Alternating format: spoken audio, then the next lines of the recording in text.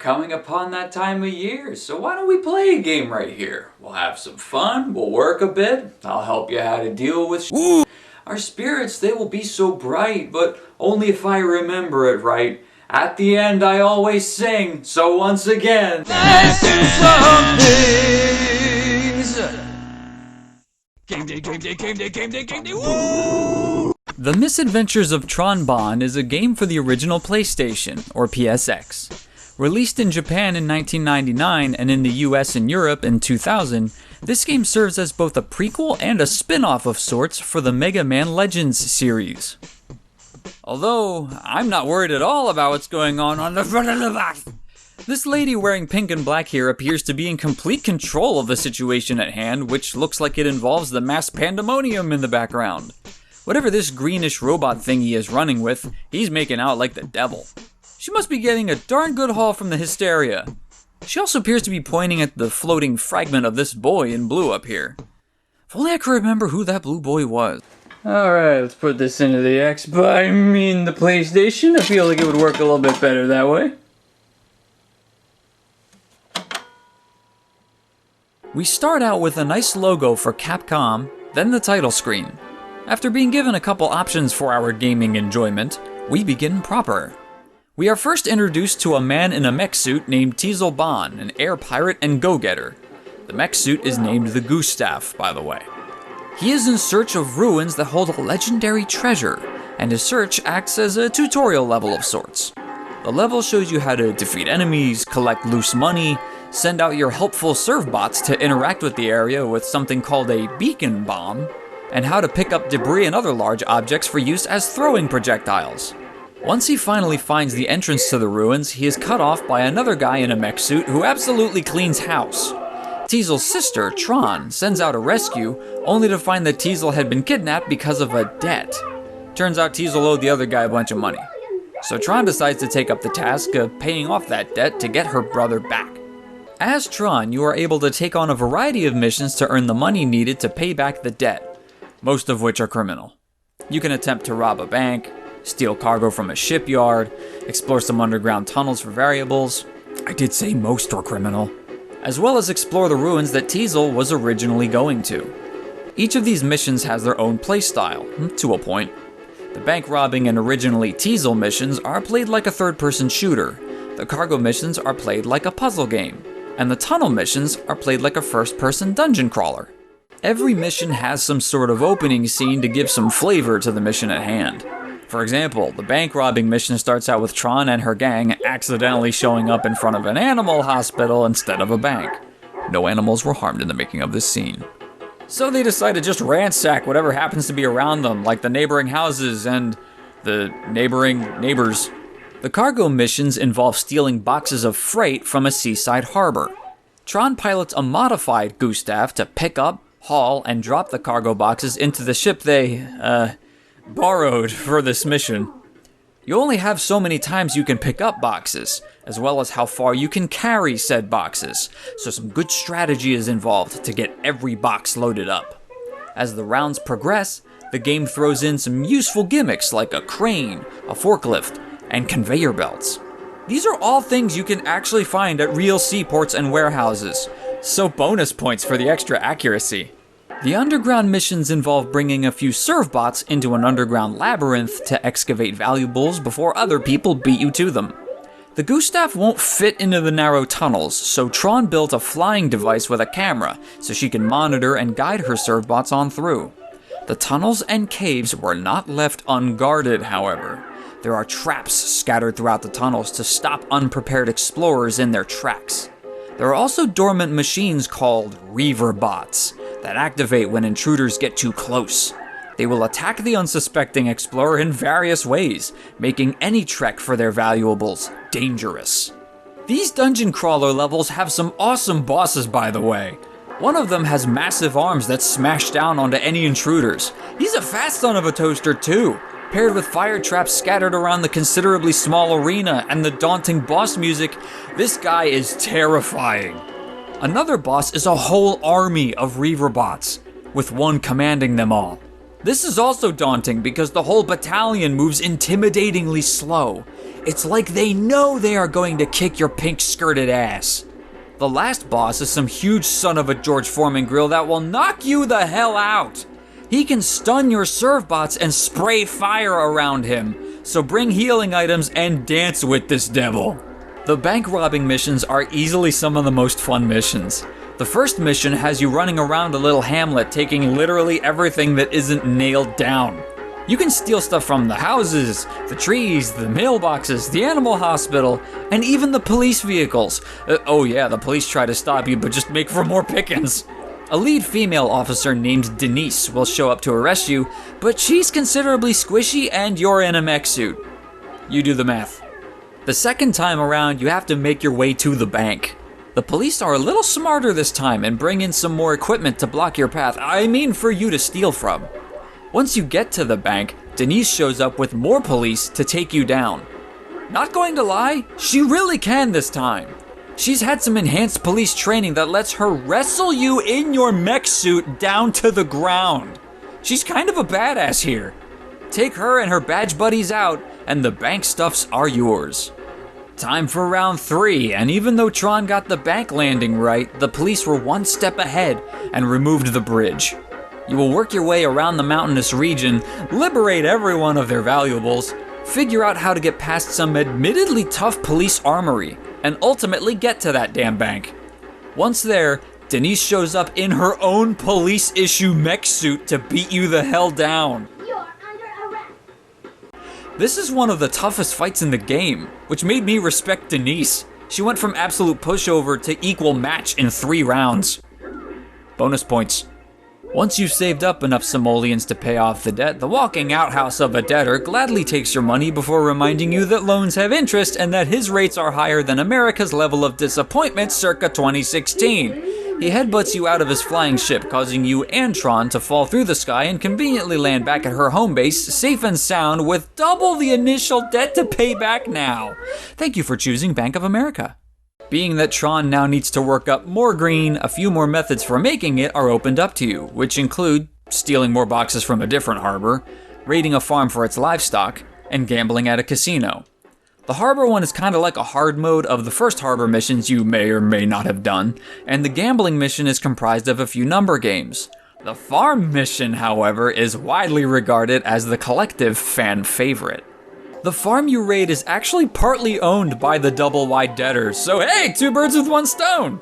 You will target pigs, cattle, and horses, all with the adorable commentary and action of the servbots. Look, it's a piggy, a piggy. Oink, oink. You can't fight. Can't you guys sit still and be quiet even for a few minutes? Naturally, the bulky banker has security for his investments, so you'll have to fend off security mechs and third-party flying contraptions, piloted by rival bots called bird bots. These missions are well designed and have a great payout, so they have definitely earned their favored rank amongst the fans. Upon working up the money a second time, the mountainous minter tries to pull another fast one on you and succeeds. He throws your ass into his cell phone jail with plans to make you into his personal slave. I won't spoil the ending, but I will say that the final boss is well designed, appropriately difficult, and helps solidify this game thoroughly as an action game. Aside from the missions, there is much to do in the home base. There are 40 servbots in total, with different bots occupying and building more onto the base as the game progresses. You can train up these servbots' skills to make them better combatants, tech developers, logistics operators, and more. One of them even helps you paint the Gustav different colors. With their help, you can build better weapons for the Gustav, which make half the game far easier. Pro tip, get the bazooka. Each servbot has a unique personality too. Little extra flavor points for characterization. I think his face really sums it all up. This game has so many little things in it, like small details that add to the fun factor. Like in the bank robbing missions, you can send your servbots at the policemen to steal their shields right out of their hands. Shooting the nearby seagulls fries them into sellable meat. In the cargo missions, you can send your servbot into the sea, and they will retrieve a random oceanic item for you. In the tunnel missions, you can ram your floating camera into things to break them. The cream of the crop, however, is in the farm missions. You can gun down a birdbot's flying mech, pick them up from the crash, and throw them into your truck like a hostage and sell them later. You can sell your opponent for money. There has never been a bigger middle finger. It's absolutely fantastic. All in all, this game is a great game. Well fleshed out levels, well written characters, a decent story, a pleasing music score, and a variety of game choices makes this game a welcome prequel to a beloved series. My copy even came with a demo disc for Mega Man Legends 2, the upcoming sequel at the time. This game offers so much, from action to strategy to exploration, and lets the player have loads of fun with all of it. Much love was put into this game, and it shows. And that's the Misadventures of Tron Bonne. So yeah, the Misadventures of Tron Bonne is a fun game that takes many playstyles and blends them together into a puree of awesome. Yeah, it snowed something fierce. I guess I should put the snow tires on my car. So if you have a vehicle and you get a flat, or if it's just this time of year, how do you change a tire? How do? Things you are going to need. So you're going to need a wheel chock or other sort of item to keep your car from running away on you. You're going to need a cross wrench or other type of wrench to get the lug nuts off of the wheel. A jack is also suitable for being able to pick the vehicle up. You're going to need, of course, the replacement wheel in question. If you do have an air wrench, that would also be helpful. And of course, the vehicle. Start off by putting the wheel chocks in the way of your other wheels to keep your vehicle from potentially rolling away on you. Take your jack and line it up with the frame of your vehicle. People sometimes make the mistake of catching just the sheet metal of the vehicle, but that can cause damage. Don't do that. Anyway, I like to raise up the car slightly so that the tire is still touching the ground, but there's enough weight on it to keep it from spinning around when you try to work the lug nuts. Take your cross wrench or other wrench type tool and loosen the lug nuts of the wheel a little bit, but not all the way. If they are too tight, you might need an air wrench or other power or pneumatic tool. Once they're all off, use the jack to raise up your vehicle so that the wheel no longer touches the ground. Now you can use the wrench to take the lug nuts off all the way. Remove the wheel from the vehicle, keeping your hands off to the sides of the wheel. This is important because if your vehicle falls down for some reason, it will not crush your hands this way. Take the new wheel and put it onto the fastening bolts the same way you took off the first wheel. Thread the lug nuts back on until they are able to hold the wheel in place, and preferably make them hand tight. Lower the vehicle back down to the ground slowly, and stop when the wheel gently touches the ground. Use your wrench type deal to tightly secure the lug nuts, then finish lowering the vehicle. Remove the wheel chocks and jack from underneath the vehicle, and clean up your tools. Congratulations! You have changed a tire. Pretty nice. And now, life with Angel Bean. Walking through the junkyard in the morning. Hey, what's that? Ooh, mine. And ooh, what's it? Mine. And ooh, it has.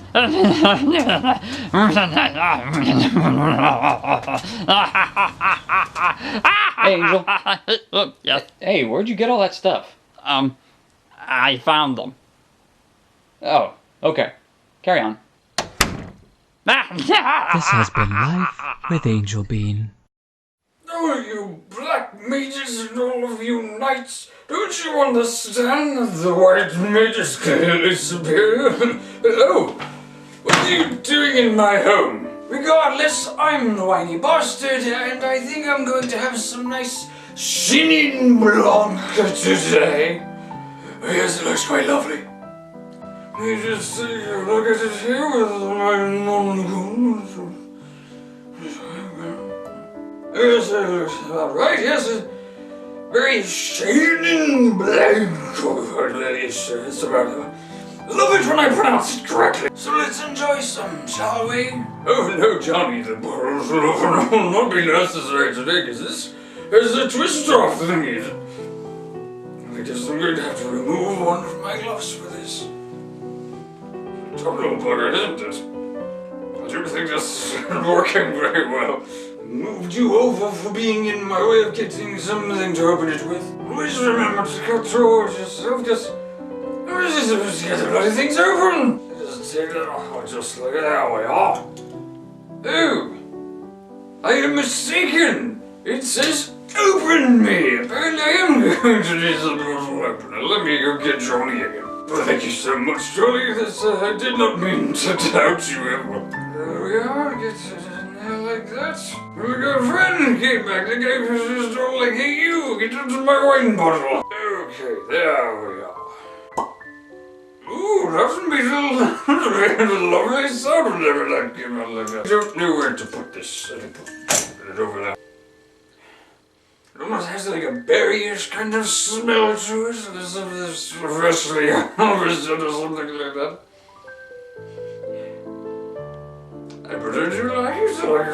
Never had a Chenin Blanc before, so I'm hoping this is going to be alright. Where's my wine glass? Has anybody seen my... Oh! Here it is. There's a portion of this out here.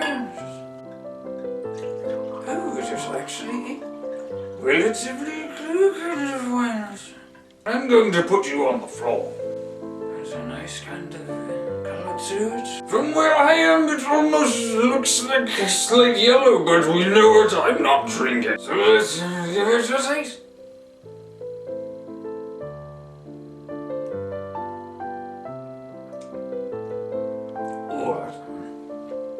Oh, that's really good. I got a nice, sweet kind of flavor that isn't too overpowering. It's just right.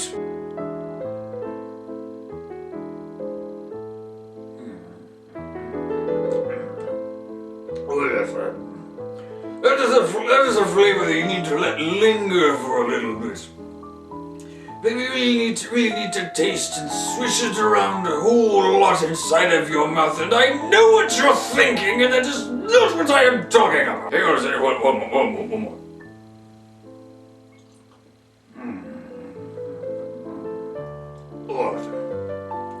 Oh, that's really good. That is absolutely. Don't have any crackers to go along with this, but I do have this bag of chips that I was told explicitly to not look at the packaging. I am not going to look at the packaging. I think I can get this open. Oh, there we are. Ooh, that has a very nice, robust kind of smell to it. It smells very, very south of the border, which I have absolutely no qualms with.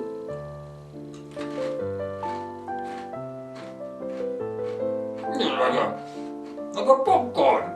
It's like a popcorn chip. There's a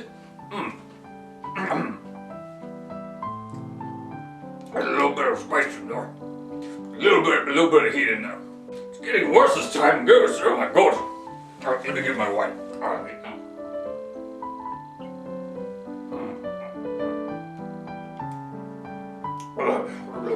What exactly are these? Is it popcorn? It's just like a popcorn thing. Why does it have to be hot? I don't understand. Why would this have to be hot? It's a popcorn. You look better than second time.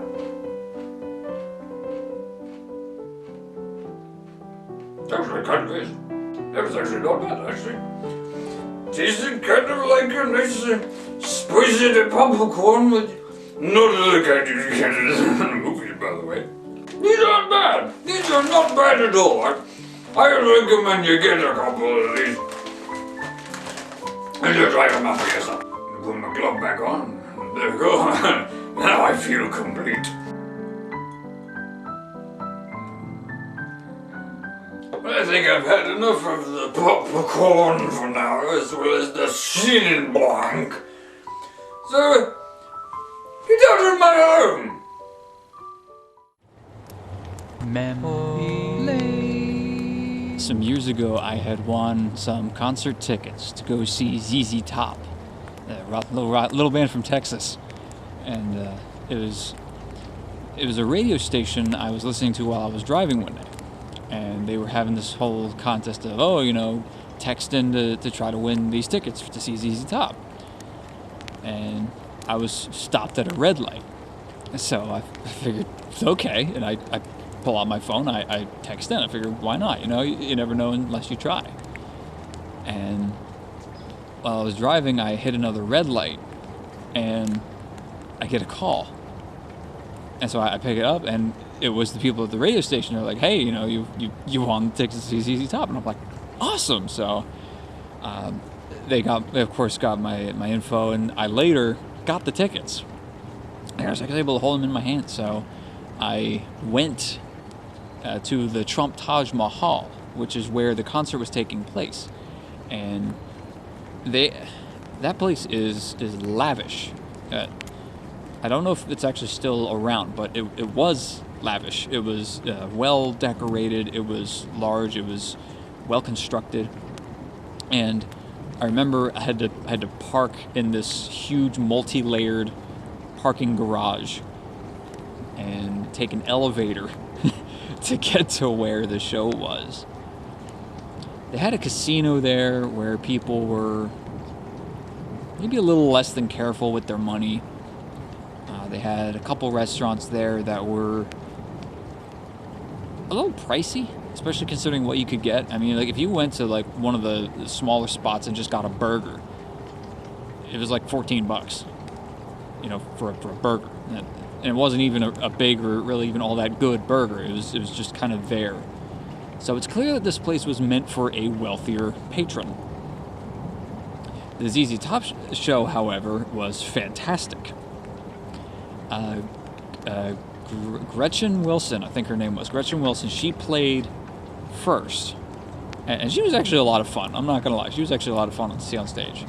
And she did a great cover of Rock and Roll from Led Zeppelin. That was awesome. Then Three Doors Down came on, and I'm not the biggest fan of Three Doors Down. I acknowledge them as a band, but they're just not my thing. And it also confused me that the guy who was singing was not the guy who sang in their music videos. It was someone else, someone completely different that you don't see in the music. So I don't know if it was just someone they got, or if it was like a bait and switch, you know, that kind of thing. I don't know.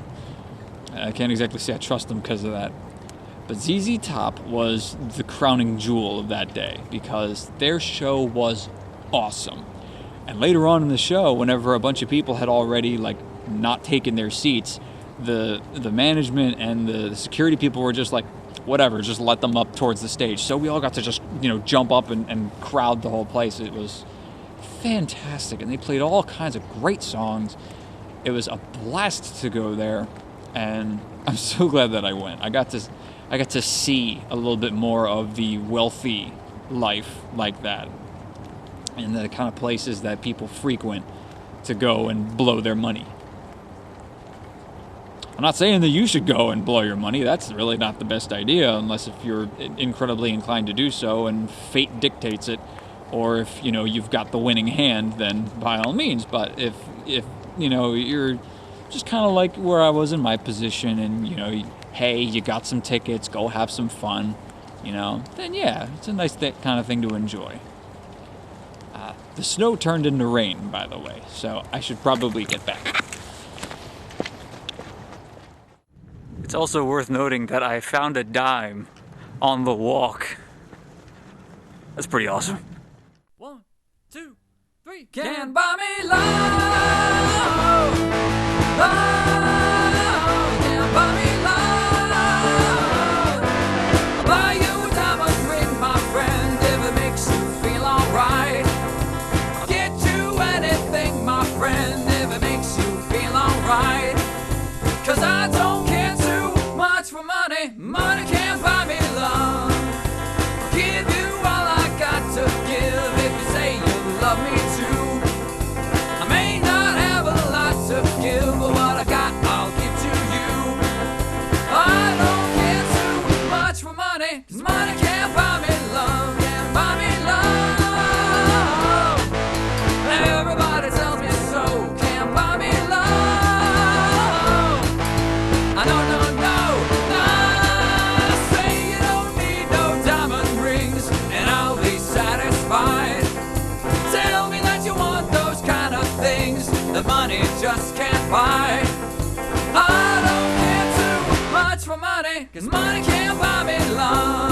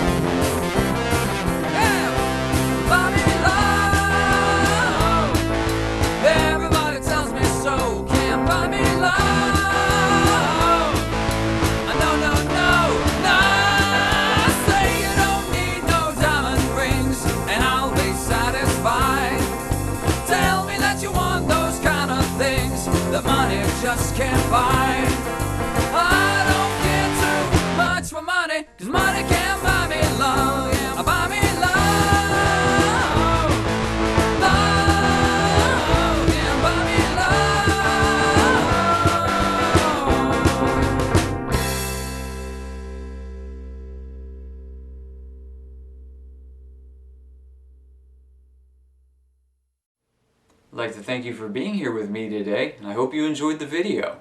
Regardless of how you choose to celebrate this holiday season, may you have a happy holiday. Take care.